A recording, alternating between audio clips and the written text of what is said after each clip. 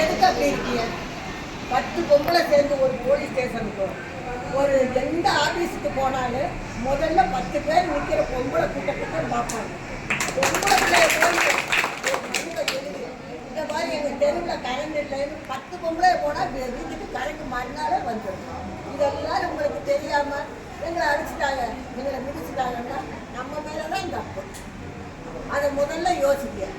அவங்க வீட்டுக்குள்ளே வந்து அடிக்க வந்தால் நம்ம வீட்டில் விளக்குமாறு இல்லையா? ஒரு விளக்குமாறு எடுத்து ஓங்குனால பொட்டச்சு சட்டிச்சு விளக்குமாட்டா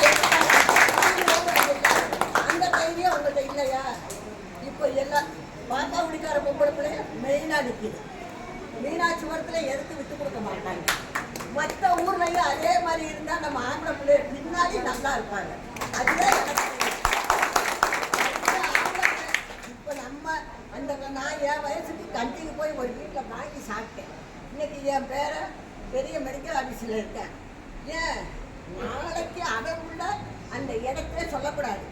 அடுத்தறியன்னா அப்படியே போயிட்டு இருக்கு நம்ம ஒழிய மறுபடியும் ஐயா சாமி அப்படி போகவே கூடாது. என்னைக்கு இருந்தாலும்